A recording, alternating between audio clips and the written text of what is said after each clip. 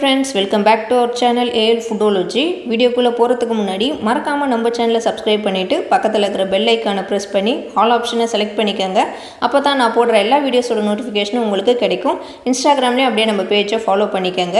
இன்னைக்கு நல்ல டேஸ்டியான ஒரு மட்டன் செட்டிநாடு கிரேவி தான் செய்ய போறோம். வாங்க எப்படி செய்யறதுன்னு பார்க்கலாம்.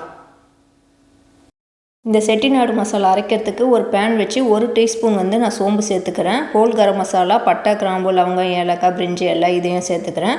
1 டேபிள் ஸ்பூன் அளவுக்கு மிளகு சேர்த்து இதை வந்து நல்லா வந்து ட்ரை ரோஸ்ட் பண்ணிக்கலாம். மீடியம் ஃப்ளேம்லேயே வச்சு இதை வந்து நல்லா ரோஸ்ட் பண்ணுங்கள். இது வந்து ரொம்ப வந்து ஃப்ரை ஆகிடக்கூடாது. ஜஸ்ட் அதோட ராஸ்மெல் போகிற வரைக்கும் நல்லா வந்து நம்ம இதை ட்ரை ரோஸ்ட் பண்ணி தனியாக எடுத்து வச்சுக்கலாம். சூடு ஆறின பிறகு இதை ஒரு மிக்சி ஜாரில் சேர்த்து கொஞ்சமாக தண்ணி சேர்த்து நல்லா பேஸ்ட்டாக அரைச்சி எடுத்துக்குவோம். இப்போ கிரேவி செய்கிறதுக்கு நான் ஒரு பேன் வச்சு ஒரு 3 டேபிள் ஸ்பூன் அளவுக்கு கடலெண்ணெய் சேர்த்துருக்கேன். ஆயில் ஹீட் ஆன பிறகு 1/2 டீஸ்பூன் அளவுக்கு சோம்பு, கொஞ்சம் கருவேப்பிலை சேர்த்து தாளிச்சிக்கலாம். இப்போது 2 பெரிய வெங்காயம் வந்து நல்லா சாப் பண்ணி வச்சுருக்கேன், அதையும் இதோட சேர்த்துக்கிறேன். வெங்காயத்தை சேர்த்துட்டு அதோட ராஸ்மெல் போகிற வரைக்கும் நல்லா வதக்கி விடணும். இந்த கிரேவிக்கு வெங்காயம் வந்து நல்லா வதங்கணும். செட்டிநாடு மசாலாவுக்கு கிரேவி வந்து எப்போதும் கொஞ்சம் திக்காக இருக்கும். அதனால் வந்து எந்த அளவுக்கு நம்மளால் வதக்க முடியுமோ அந்த அளவுக்கு வந்து ஒரு 2 to 3 மினிட்ஸ் வந்து நம்ம நல்லா வந்து வதக்கி விட்டுக்கலாம்.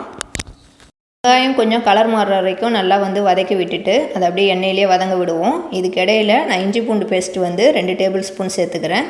அதையும் இதோடய சேர்த்து வதக்கி விட்டுடலாம். இஞ்சி பூண்டு பேஸ்ட்டு நான் எப்பவும் போல் இடித்து தான் சேர்த்துருக்குறேன். நீங்கள் மிக்சி ஜாரில் கூட சேர்த்து அரைச்சிக்கோங்க. இஞ்சி பூண்டு பேஸ்ட்டோட ராஸ்மெல் போகிற வரைக்கும் நல்லா வந்து நம்ம வதக்கி விட்டுக்கலாம். ஏற்கனவே நம்ம சேனலில் மட்டன் கிரேவி வந்து நான் வீடியோ போட்டிருக்கேன். வீடியோ பார்க்காதவங்களுக்காக ஐகார்டில் லிங்க் கொடுக்குறேன், செக் பண்ணி பாருங்கள். இப்போ இஞ்சி பூண்டு பேஸ்ட்டு நல்லா வந்து வதங்கி வரணும் வெங்காயத்தோட. அது வந்து ஒரு 2 நிமிஷம் வரைக்கும் நல்லா வதக்கி விட்டுக்கலாம். வெங்காயம், இஞ்சி பூண்டு பேஸ்ட்லாம் நல்லா வதங்கிட்ட பிறகு நான் ஒரு 2 தக்காளி வந்து சாப் பண்ணி வச்சுருக்கேன், அதை இதோட சேர்த்துக்கிறேன். இந்த கிரேவிக்கு தக்காளி வந்து நல்லா மேஷ் ஆகி வரணும். கிரேவி அப்போ தான் கொஞ்சம் திக்காக கிடைக்கும்.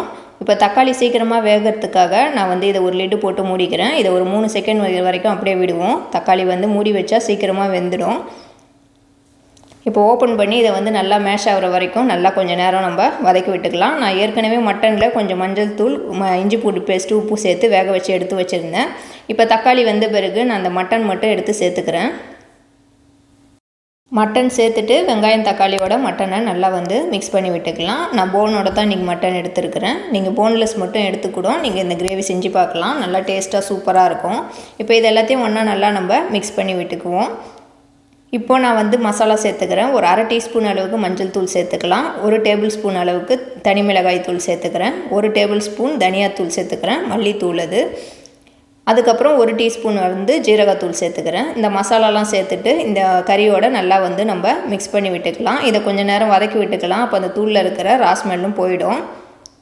இப்போ இது எல்லாத்தையும் மிக்ஸ் பண்ணி விட்டுட்டு நம்ம அரைச்சி வச்ச அந்த கரம் மசாலா, செட்டிநாடு மசாலா வந்து இதோட சேர்த்துக்குவோம். இதை சேர்த்துட்டு ஒரு 3 செகண்ட் வந்து நல்லா வந்து இதோட மிக்ஸ் பண்ணி விட்டுக்கலாம். ஏன்னா நம்ம ஏற்கனவே வந்து கரம் மசாலா வந்து ட்ரை ரோஸ்ட் பண்ணிட்டு தான் வந்து அதுக்கப்புறம் பேஸ்ட்டாக அரைச்சோம். அதனால் ராஸ்மெல்லாம் இருக்காது.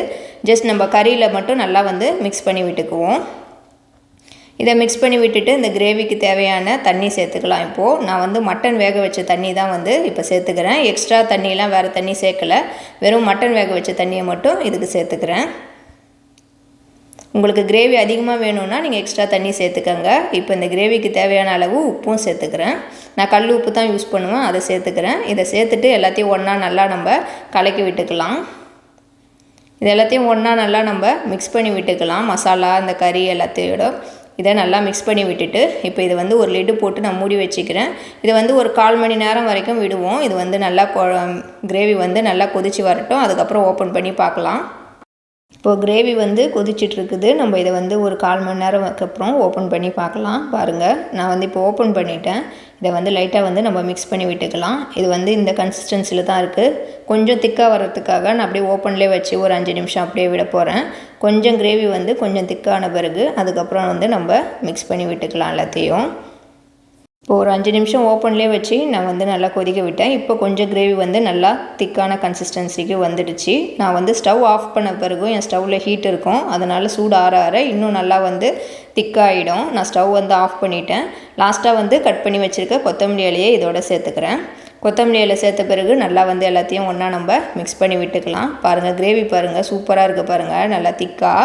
இது வந்து ஹீட்டில் இன்னும் நல்லா திக்காகும், நல்லா செம்ம டேஸ்ட்டாக இருக்கும். இது மசாலாலாம் நம்ம அரைச்சி சேர்த்ததுனால இது வந்து நல்லா வாசமாகவும் இருக்கும், நல்லா டேஸ்ட்டாகவும் இருக்கும். இப்போ இதை வந்து நல்லா நம்ம மிக்ஸ் பண்ணி விட்டுக்கலாம். இந்த மட்டன் கிரேவி வந்து கீ ரைஸு, பிரியாணி எல்லாத்துக்குமே வந்து சூப்பராக இருக்கும். நம்மளோட மட்டன் செட்டிநாடு வந்து சூப்பராக ரெடி ஆகிடுச்சு. இதை இப்போ நான் சர்வ் பண்ணிவிட்டு உங்களுக்கு காட்டுறேன். பாருங்கள் நல்லா திக்காகிடுச்சு பாருங்கள். எனக்கு லைட்டிங் கம்மியாக இருக்கிறதுனால கொஞ்சம் டார்க்காக தெரியுது. இது செம்ம டேஸ்ட்டாக இருக்கும். பிரியாணிக்கு கீ ரைஸ்க்கெலாம் வந்து நல்லா செம்ம டேஸ்ட்டாக இருக்கும். ரசம் சாதத்துக்கெலாம் சூப்பராக இருக்கும். சப்பாத்திக்கும் சைட் டிஷ்ஷாக வந்து இந்த மட்டன் செட்டிநாடு வந்து சூப்பராக இருக்கும், செம்ம காம்பினேஷனாக இருக்கும். கண்டிப்பாக நீங்களும் வந்து செஞ்சு பாருங்கள். நம்ம நிறைய விதமாக மட்டன் வந்து செய்வோம். இந்த செட்டிநாடு மசாலாவை நான் செஞ்ச மாதிரி செஞ்சு பார்த்துட்டு எப்படி இருந்துச்சுன்னு கீழே கமெண்ட்டில் சொல்லுங்கள். இந்த வீடியோ உங்களுக்கு பிடிச்சிருந்தா லைக் பண்ணிவிட்டு இந்த வீடியோவை உங்கள் ஃப்ரெண்ட்ஸ் அண்ட் ஃபேமிலிஸ்க்கும் ஷேர் பண்ணி விடுங்க. நம்ம ஏஎல் ஃபுட்டாலஜி சேனலை இது வரைக்கும் சப்ஸ்கிரைப் பண்ணாமல் இருக்கிறவங்க மறக்காமல் சப்ஸ்கிரைப் பண்ணிவிட்டு பக்கத்தில் இருக்கிற பெல் ஐக்கானையும் ப்ரெஸ் பண்ணிக்கோங்க. தேங்க்யூ ஃபார் வாட்சிங்.